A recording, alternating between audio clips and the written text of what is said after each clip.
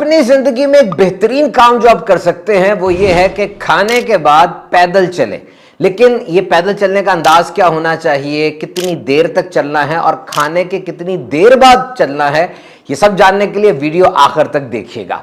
ये बात माजी से साबित है कि जितने भी ग्रेट थिंकर्स गुजरे हैं, अच्छा सोचने वाले, उनकी जिंदगी में ये आदत थी कि वो पैदल चला करते थे। लेकिन उनके कदमों में एक रिदम होता, इर्द गिर्द की चीजों को ऑब्जर्व करके चलते। Because you should walk in short bouts. अगर आप ऐसा करते हैं कि एक ही दफा में 50 मिनट चल लेते हैं तो इसका इतना फायदा नहीं होगा। तहकीकात के मुताबिक आप 15-15, 20-20 मिनट के 2-3 दफा चल लें, उससे ज्यादा फायदा होगा। यहां पर इंसानी जिस्म की मिसाल हमें गाड़ी से देते हैं जिससे फ्यूल बर्न करना होता है। जब गाड़ी बिल्कुल जीरो स्पीड से एकदम स्पीड पकड़ती है ना, तो उसका फ्यूल बर्न होता है, उसका ईंधन जलता है। तो हमने भी अपने जिस्म में जो फैट्स है, चर्बी है, उसको जलाना है, घुलाना है। तो थोड़ा रुक जाएं, सांस को बहाल करें, इर्द गिर्द के मनाजिर देख लें, फिर जीरो से दोबारा चलना शुरू करें। बहरहाल जनाब, हम न्यूरोलॉजी जो रिसाला है उसकी तहकीक भी सुनते हैं, फिर आएंगे अपने मौजू की तरफ कि खाने के बाद पैदल किस तरह चलना है और उसके फवायद क्या हैं। न्यूरोलॉजी रिसाले में बड़ी प्यारी तहकीक छपी कि कुछ वॉकिंग और कुछ एरोबिक एक्सरसाइज। एरोबिक एक्सरसाइज से मुराद वो एक्सरसाइज है जिसको करने से दिल की धड़कन भी तेज होती है और ऑक्सीजन का इस्तेमाल भी ज्यादा अच्छा होता है, जिसमें वॉकिंग है, जॉगिंग है, स्विमिंग है, साइकिलिंग है। जो लोग ये काम करते हैं उनके दिमाग की सेहत वो 6 साल मजीद ज्यादा अच्छी रह सकती है। यानी उम्र बढ़ती चली जा रही है लेकिन दिमाग बूढ़ा नहीं हो रहा। ये ट्रेंड तो है कि खाने के बाद पैदल चला जाए, लेकिन इस एक्टिविटी का आपकी हेल्थ पर बड़ा पॉजिटिव इंपैक्ट होता है। बेहतरीन यह है कि खाने के 10-15 मिनट बाद वॉकिंग की जाए। लेकिन Old Dominion University in Norfolk Virginia की एक तहकीक के मुताबिक as long as you feel comfortable walking right after you finish your food, that is the good time. कि खाने के बाद जब आप कंफर्टेबल फील करें, उठें और पैदल चलना शुरू कर दें। लेकिन खाने के बाद से लेकर पैदल चलने तक जो 10-15 मिनट का वक्फा है, इसमें बिल्कुल नहीं लेटना, बिल्कुल नहीं ऐसे झुक के बैठना, बल्कि कमर को सीधा रखना है या खड़े रहना है। इसका ज्यादा तिब्बी फायदा होगा। और खाने के बाद जो वॉक करनी है उसका दुरानिया 10 मिनट ही रखिए। जॉगिंग नहीं करनी, वॉक करनी है। Because when you eat the initial digestive process will start. जो निजाम है हजम करने का, उसका पहला फेज वो स्टार्ट हो गया और उसमें आपने अपने जिस्म पे ज्यादा बोझ नहीं डालना। Take small steps, don't push your body much. छोटे कदम लें, आहिस्ता चलें और अपने जिस्म पे ज्यादा जोर ना डालें, क्योंकि हजम करने वाला ये काम जो आपके मुंह से शुरू हुआ, फिर खाने की नाली है, पेट है, छोटी आंत है, बड़ी आंत है, लंबा सफर तय करना है उसने, और अभी वो शुरू हुआ है। तो ज्यादा बोझ डालेंगे तो गैस, ब्लॉटिंग, तेजाबियत, गर्ड और भी दीगर इस किस्म के मसाइल हो सकते हैं। तो वैसे जो अपने वॉकिंग करनी है खाने के बाद के अलावा जो करते हैं, वो तो ब्रिस्क वॉक होनी चाहिए, इतनी तेज तेज चले कि पसीना निकले। लेकिन खाने के बाद जो वॉक करनी है वो स्लो वॉक करनी है। और वाकई आज के इस दौर में जब दिल के अमराज 137% बढ़ गए, यानी जहां एक दिल का मरीज था, अब 137 मरीज वहां पर मौजूद हैं।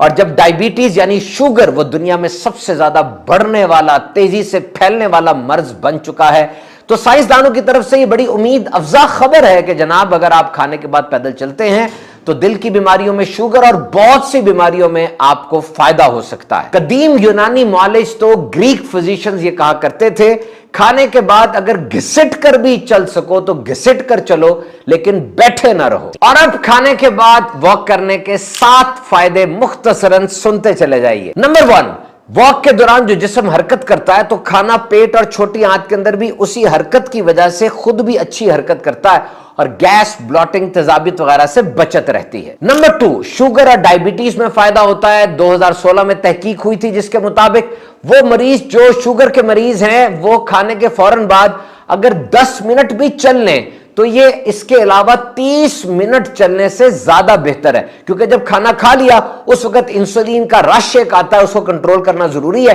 और खाने के बाद पैदल चलने से ये जो शुगर का इम्बैलेंस हो जाता है, कभी बहुत ऊपर कभी बहुत नीचे, ये भी स्पाइक्स कंट्रोल में रहते हैं। नंबर 3, खाने के बाद पैदल चलने से कोलेस्ट्रॉल और ब्लड प्रेशर चेक में रहता है और इससे दिल की सेहत अच्छी होती है। नंबर 4, पैदल चलने से एंडोर्फिन निकलते हैं। ये जबरदस्त एक हार्मोन है जो कि लव हार्मोन है, और जब ये हार्मोन दिमाग से निकलता है, दिमाग की सेहत अच्छी रहती है और दिमाग खुश रहता है। नंबर 5, पेट में जो तेजाब निकलते हैं खाने के बाद, खाने को हजम करने और घुलाने के लिए वॉक करने से वो तेजाब नीचे ही रहते हैं, वापस खाने की नाली में नहीं आते। नंबर 7, खाने के बाद वॉक करने से एपिटाइट कंट्रोल में रहती है, यानी भूख पे काबू रहता है और बार बार उठ के खाने का वो दिल नहीं करता। नंबर 8, खाने के बाद जो वॉकिंग की जाती है, इससे स्लीप वेक साइकिल सेट रहता है, यानी जो आपने सोना है आप जल्दी सो जाएंगे, डीप स्लीप में चले जाएंगे, गहरी नींद में चले जाएंगे,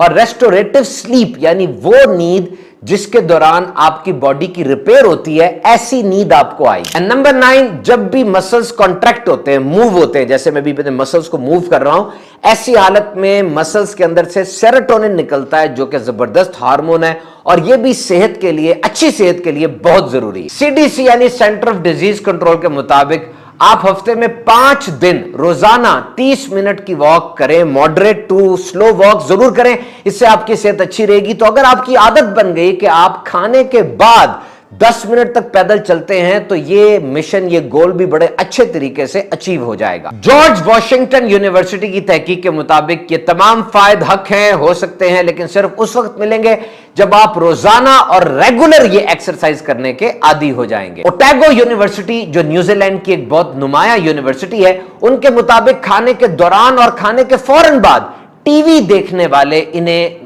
सेहत के लिहाज से नुकसान होता है। याद रहे, एक ऐसा भारी जिस्म वाला आदमी जो एक्सरसाइज, वॉकिंग, जॉगिंग वगैरह कर रहा है, उसकी सेहत ज्यादा अच्छी होगी उसके मुकाबले में जो स्मार्ट है लेकिन वॉकिंग, जॉगिंग नहीं कर रहा। Walking is the best form of exercise, having low impact, accessible, economical. Walking करना एक्सरसाइज की ऐसी किस्म है जिसका जिस्म के ऊपर इतना बुरा असर भी नहीं पड़ता, बड़ा सस्ता काम है जनाब, निकलें और वॉक कर लें। तो वॉक जरूर करें जनाब, बस ऐसा नहीं कि जॉगर पहने, दरवाजा खोला और निकल गए, बल्कि माइंडफुल वॉकिंग और जॉगिंग करें, एक टाइम एलोकेट करें और उस टाइम के अंदर वॉकिंग करके दोबारा आ जाएं। आप देखिए आपकी सेहत में कितना जबरदस्त फर्क पड़ेगा। रात के वक्त ये 3-2-1 का रूल याद रखें, सोने से 3 घंटे पहले खाना छोड़ देना है, ताकि 3 घंटे के अंदर खाना पेट से छोटी आंत तक चला जाए और कुछ हजम हो जाए। 2 घंटे पहले पानी अब पीना छोड़ देना है, फिर इस तरह रात को पेशाब वगैरह ज्यादा आता है और इस तरह नींद डिस्टर्ब होती है। और सोने से 1 घंटा पहले मोबाइल फोन, लैपटॉप, सारी मशीनें बंद कर देनी है, ताकि उनकी लाइट आपकी नींद के रिदम को डिस्टर्ब ना कर सके। तो इन तिब्बी नसीहतों पर अमल कीजिए, लेकिन डॉक्टर से जरूर मशवरा कर लीजिएगा। अल्लाह ताला हम सबको सेहत कामिला अता फरमाए।